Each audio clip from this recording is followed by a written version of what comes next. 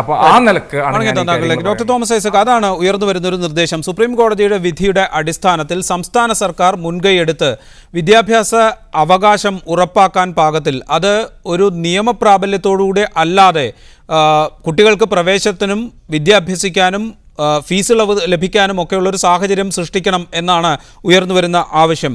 മുൻകാല ചരിത്രം സ്വാശ്രയ നിയമത്തിൻ്റെ കാര്യത്തിലാണെങ്കിലും ആദ്യത്തെ കമ്മ്യൂണിസ്റ്റ് സർക്കാരിൻ്റെ കാലത്ത് കൊണ്ടുവന്ന നിയമത്തെ തുടർന്നുണ്ടായ പ്രശ്നങ്ങളുടെ അടിസ്ഥാനത്തിലാണെങ്കിലും അത്തരമൊരു ചർച്ചയ്ക്ക് അല്ലെങ്കിൽ ആ ചർച്ചയിലൂടെ ഉരുത്തിരിയുന്ന ഒരു സമവായത്തിന് എന്തുമാത്രം സാധ്യതയുണ്ട് കേരളത്തിൽ? ഈ ഉന്നത വിദ്യാഭ്യാസ മേഖലയിലാണെങ്കിൽ അർഹതയില്ലാത്ത കുട്ടി, വിദ്യാഭ്യാസത്തിന് ബുദ്ധി വേണ്ടത്ര ഇല്ലാത്ത, പരിചയമില്ലാത്ത, മാർക്കില്ലാത്ത, മെറിറ്റ് ഇല്ലാത്ത, ഇതൊക്കെ ചർച്ചയൊക്കെ പറയാം. നമ്മൾ സംസാരിക്കുന്നത് 1ാം ക്ലാസ് മുതലുള്ള സ്കൂൾ അഡ്മിഷനെ കുറിച്ചാണ്. ഈ സ്കൂൾ അഡ്മിഷനിൽ സ്കൂൾ വിദ്യാഭ്യാസത്തെ അത് സാർവത്രികമായിട്ട് വേണം എന്നൊരു സങ്കല്പം നമ്മൾ അംഗീകരിച്ചു കഴിഞ്ഞിട്ടുണ്ടെങ്കിൽ പിന്നെ ഇത് എത്രമാത്രം സാധുതയുള്ള പ്രശ്നങ്ങളാണ് ധാർമ്മികമായിട്ട് നമ്മുടെ മെറിറ്റിന്റെ കാര്യത്തിൽ, അതുപോലെ പഠിക്കാനുള്ള കഴിവുള്ളതാണോ എന്നുള്ള പരിശോധന അടിസ്ഥാനത്തിൽ മറ്റുള്ള മാനദണ്ഡങ്ങൾക്ക് എന്താ ഒരു ധാർമ്മിക നിലയുള്ളതെന്ന് എനിക്കറിയത്തില്ല. പക്ഷെ പ്രായോഗികമായിട്ട് പ്രശ്നങ്ങൾ ചർച്ച ചെയ്യണം എന്നുള്ള കാര്യത്തിലൊന്നും എനിക്ക് തർക്കമില്ല.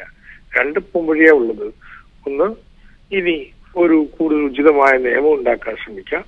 അതല്ല, അങ്ങനെ നിയമം ഉണ്ടാക്കാൻ പറ്റത്തില്ലെങ്കിൽ ഒരു പുതിയ ഇതൊരു ധാർമ്മിക ബോധത്തിന്റെ ഒക്കെ അടിസ്ഥാനത്തിൽ എല്ലാവരും കൂടി ചർച്ച ചെയ്ത് എങ്ങനെയാണ് ഈ പ്രശ്നം പരിഹരിക്കാൻ പറ്റും എന്നുള്ളത് നോക്കാം.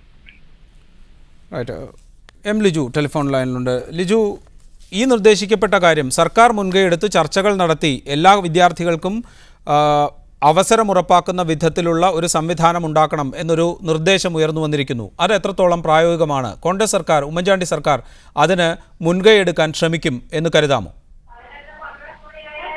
ഹലോ ലിജു, കേൾക്കാമോ? ഇല്ലേ, ഹലോ എന്ന് പറഞ്ഞേ. ഹലോ, ഇപ്പോൾ ഉയർന്നു വരുന്ന നിർദ്ദേശം സുപ്രീം കോടതിയുടെ വിധിയുടെ അടിസ്ഥാനത്തിൽ കേരളത്തിൻ്റെ പ്രത്യേക സാഹചര്യം കണക്കിലെടുത്ത് ഒരു ചർച്ചകൾക്ക് സർക്കാർ മുൻകൈയെടുക്കണം, എല്ലാവർക്കും വിദ്യ അഭ്യസിക്കാനുള്ള അവസരം ഉറപ്പാക്കും വിധത്തിലുള്ളൊരു സാഹചര്യം ഉണ്ടാക്കാൻ ശ്രമിക്കണം എന്നാണ്. അതിന് എത്രത്തോളം സാധ്യതയുണ്ട്? തീർച്ചയായിട്ടും അപ്പോൾ സർക്കാർ എല്ലാ സ്ഥലത്തിലും പരിശോധിക്കണം. കാരണം വിദ്യാഭ്യാസം ഏറ്റവും സാധാരണക്കാരന് നിഷേധിക്കാൻ ഒരു തരത്തിലുമുള്ള സാഹചര്യവും സൃഷ്ടിക്കപ്പെടുന്നില്ല. ഈ സുപ്രീം കോടതി എത്രമാത്രം ബാധിക്കും എന്നതിനെ ആശ്രയിച്ച് അതിനെക്കുറിച്ച് വിപുലമായ ഒരു ചർച്ചകൾ നടത്തി പരിഹാരം ഉണ്ടാക്കണം എന്നാണ് എൻ്റെ അഭിപ്രായം. ലിജു, നേരത്തെ ഇത്തരം മുൻപ് സ്വാശ്രയ കോളേജിൻ്റെ കാര്യത്തിലാണെങ്കിലും ഒക്കെ ഇത്തരം ഒരുപാട് ചർച്ചകൾ നടന്നിരുന്നു. അതൊന്നും ഫലവത്തായി നടപ്പാക്കപ്പെടാത്തൊരു സാഹചര്യം കേരളത്തിൽ നിലനിൽക്കുന്നുണ്ട്. വിദ്യാഭ്യാസം അത് പ്രാഥമിക നഴ്സറി തലം മുതൽ 10ാം ക്ലാസ് വരെയാണെങ്കിൽ പോലും വലിയ തോതിൽ കച്ചവടവൽക്കരിക്കപ്പെട്ടിരിക്കുന്നു. ആ സാഹചര്യത്തിൽ ഇത്തരമൊരു സമവായം ഉണ്ടാക്കാനുള്ളൊരു സാധ്യത അത് എത്രത്തോളമാണ്? സാധ്യത എത്രത്തോളമാണെന്ന് പരിശോധിക്കണം. കാരണം നമുക്കങ്ങനെ ഏകപക്ഷീയമായ ഒരു വിധി വന്നു അതുകൊണ്ട് ഇനി നടക്കില്ല തരത്തിൽ തള്ളിക്കളയാൻ പറ്റില്ല. അതിന് നിയമനിർമ്മാണമാണെങ്കിൽ നിയമനിർമ്മാണം, അതല്ല കോടതിയിൽ കക്ഷി ചേർന്ന് കൂടുതൽ നിയമപരമായ ഓപ്ഷൻ സ്വീകരിക്കുകയാണെങ്കിൽ അങ്ങനെ. പക്ഷെ നമുക്ക് ആത്യന്തികമായി രാജ്യത്തെ കുഞ്ഞുങ്ങളുടെ വിദ്യാഭ്യാസത്തെ അല്ലെങ്കിൽ ആ അവകാശത്തെ തള്ളിക്കളയാൻ സാധിക്കില്ല. ഫാദർ പോൾ തേലക്കാട്, നിയമം കൊണ്ടുവന്ന് കേന്ദ്ര സർക്കാർ ഇത് ഒരു ബാധ്യതയാക്കാൻ ശ്രമിച്ചു, സ്കൂളുകളുടെ ബാധ്യതയാക്കാൻ ശ്രമിച്ചു. സ്വകാര്യ സ്കൂളുകൾക്ക്, ന്യൂനപക്ഷ സ്ഥാപനങ്ങൾക്ക് പുറത്തുള്ള സ്വകാര്യ സ്കൂളുകൾക്ക് ഇപ്പോഴും അത് ബാധകമാണ്, അത് ഭരണഘടനാപരമായി സാധുവാണ് എന്ന് സുപ്രീം കോടതി വിധിച്ചിരിക്കുന്നു. നിയമം മൂലം നടപ്പാക്കാൻ കഴിയാത്തൊരു കാര്യം എങ്ങനെയാണ് നിയമവിധേയമല്ലാതെ ചില അഡ്ജസ്റ്റ്മെൻറ്റുകളിലൂടെ, ചില ചർച്ചകളിലൂടെ ഉണ്ടാക്കുന്ന ധാരണകളിലൂടെ നടപ്പാക്കാൻ സാധിക്കുക? അത്തരം ശ്രമങ്ങൾ ഇപ്പോൾ സ്വാശ്രയ കോളേജുകളുടെ കാര്യത്തിലാണെങ്കിലും അവിടുത്തെ സീറ്റുകളുടെ കാര്യത്തിലാണെങ്കിലും ഒക്കെ പലതരത്തിലുള്ള ധാരണകൾ ഉണ്ടാക്കാൻ ശ്രമിക്കുകയും പരാജയപ്പെടുകയും ചെയ്ത കാഴ്ച നാം കണ്ടതാണ്. തീർച്ചയായിട്ടും ഇവിടെ അസാധ്യമായ ഒന്നാണ് ഈ സുപ്രീം കോടതി വിധി കൊണ്ട് സാമൂഹിക നടപ്പിലാക്കാൻ പറ്റാത്ത സാധ്യതയാണ് ഉണ്ടായിരുന്നതെന്ന് എനിക്ക് അഭിപ്രായമില്ല. സുപ്രീം കോടതിയുടെ വിധി വളരെ ശ്രദ്ധേയമാണ്. ശ്രീ തോമസ് ഐസക് പറഞ്ഞതുപോലെ എല്ലാ സുപ്രീം കോടതി ജഡ്ജിമാർ കണ്ടത് അഡ്മിനിസ്ട്രേഷൻ ഇടപെടൽ ഗൗരവമായ കാര്യമാണ് എന്ന് തന്നെയാണ് സുപ്രീം കോടതിയിലെ ജഡ്ജിമാർ കണ്ടതിലാണ് വിധി നിശ്ചയിച്ചത്. അതുകൊണ്ട് ന്യൂനപക്ഷ അവകാശങ്ങൾ, അഡ്മിനിസ്ട്രേഷനുള്ള അവകാശങ്ങളിൽ കൈ കടത്താതെ തന്നെ ഈ ന്യൂനപക്ഷ സ്ഥാപനം, ക്രൈസ്തവ സ്ഥാപനങ്ങൾ, വിദ്യാഭ്യാസ സ്ഥാപനങ്ങൾ പാവപ്പെട്ട കുട്ടികളെ എടുക്കാനും അഡ്മിറ്റ് ചെയ്യാനും പഠിപ്പിക്കാനും തയ്യാറാണ്. ഇത് രണ്ടും വെച്ച് ഒരു കാര്യങ്ങൾ മുന്നോട്ട് കൊണ്ടുപോകാൻ ആ ബില്ലിൽ തന്നെ, കേന്ദ്ര ഗവൺമെൻറ് ബില്ലിൽ തന്നെ സംസ്ഥാന സർക്കാരുകൾക്ക് സ്വാതന്ത്ര്യം കൊടുത്തിട്ടുണ്ട്, അധികാരം കൊടുത്തിട്ടുണ്ടെന്നാണ് ഞാൻ മനസ്സിലാക്കുന്നത്. അതുകൊണ്ട് സംസ്ഥാന സർക്കാരുകൾക്ക് ഈ അഡ്മിനിസ്ട്രേഷൻ ഇടപെടാതെ തന്നെ കുട്ടികളെ സ്വീകരിക്കത്തക്ക വിധത്തിലുള്ള ഒരു സംവിധാനം ഉണ്ടാക്കാൻ കഴിയും എന്നാണ് എൻ്റെ പ്രതീക്ഷ.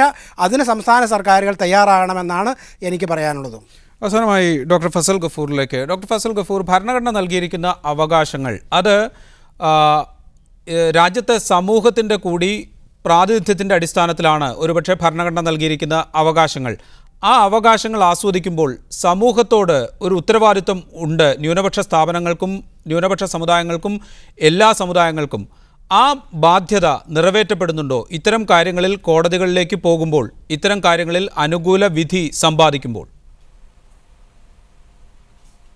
ഞാൻ പറയട്ടെ, വിദ്യാഭ്യാസം പറ്റ കച്ചവടവൽക്കരിക്കപ്പെട്ടിരിക്കുകയാണ്. ക്രൈസ്തവ സഭ വ്യത്യസ്തമാണെന്ന് ഞാൻ ആദ്യം തന്നെ പറഞ്ഞു. അപ്പോൾ അതുകൊണ്ടാണ് ഞാൻ പറയുന്നത്, ഇവിടെ പ്രൈവറ്റ് ആയിട്ടുള്ള പ്ലെയേഴ്സ് ഇപ്പോൾ എന്താണ്, കോർപ്പറേറ്റ് ബോഡികൾ സ്കൂളും കോളേജും തുടങ്ങിയാണ്. എവിടെയാണ് ഈ കോർപ്പറേറ്റ് ബോഡിയുടെ സ്കൂളും കോളേജിൽ പാവപ്പെട്ട വിദ്യാർത്ഥിക്ക് അഡ്മിഷൻ കിട്ടുന്നത്? അത് കിട്ടാനായിട്ടുള്ളൊരു ഇതായിരുന്നു ഈ സംഭവം, മനസ്സിലല്ലേ? അപ്പോൾ ആ സംഭവത്തെ മതത്തിൻ്റെയും ജാതിയുടെയും പേരിൽ ഇപ്പോൾ തുരങ്കം വെക്കുകയാണ്.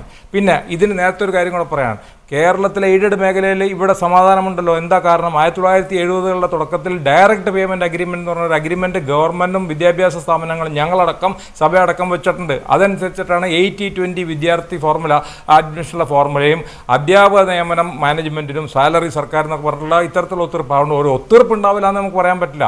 പക്ഷേ ആ ഒത്തുതീർപ്പിൽ കള്ളക്കളികൾ പാടില്ല. ആ കള്ളക്കളികളിൽ അതിൻ്റെ ഉള്ളിൽ മതവും ജാതിയും കളിക്കി കൂട്ടി വോട്ട് ബാങ്ക് പൊളിറ്റിക്സ് കളിക്കാൻ പാടില്ല. വിദ്യാർത്ഥികളുടെ, പാവപ്പെട്ട വിദ്യാർത്ഥികളുടെ ഉന്നമനം മാത്രം കണക്കാക്കിക്കൊണ്ട് സർക്കാർ പ്രോ ആക്റ്റീവായിട്ട് വരണം. അപ്പുറത്തെ ലിജു ഉണ്ടായിരുന്നു, അന്ന് KSU നടത്തിയ സമരങ്ങളുടെ ഫലമായിട്ടാണ് ഡയറക്റ്റ് പേയ്മെൻറ്റ് ഉണ്ടായതെന്നാണ് എൻ്റെ ഓർമ്മ. അതേ തരത്തിൽ തന്നെ ഇന്ന് വിദ്യാർത്ഥി സംഘടനകൾ കൂടി ഇടപെട്ടുകൊണ്ട് ഈ വിഷയത്തിന് ഒരു പരിഹാരം കാണണം എന്നുള്ളതാണ് എൻ്റെ അഭിപ്രായം. റൈറ്റ്, വളരെയധികം നന്ദി doctor Fazal Gafoor, TM Thomas Isaac, father Paul Thelakkat, M Liju ഈ ചർച്ചയിൽ പങ്കെടുത്തതിന്. സ്വകാര്യ വിദ്യാഭ്യാസ സ്ഥാപനങ്ങളുടെ കാര്യത്തിൽ, ന്യൂനപക്ഷ മാനേജ്മെൻറ്റുകൾ നടത്തുന്ന വിദ്യാഭ്യാസ സ്ഥാപനങ്ങളുടെ കാര്യത്തിൽ സുപ്രീം കോടതിയുടെ നിർണായകമായ വിധി, അതിൻ്റെ അടിസ്ഥാനത്തിൽ സർക്കാർ മുൻകൈയെടുത്ത് ചർച്ചകൾ നടത്തണം എന്ന ആവശ്യം പരിഗണിക്കപ്പെടും എന്ന് തന്നെ പ്രതീക്ഷിക്കാം. സ്പെഷ്യൽ എഡിഷൻ പൂർണ്ണമാകുന്നു. Good night.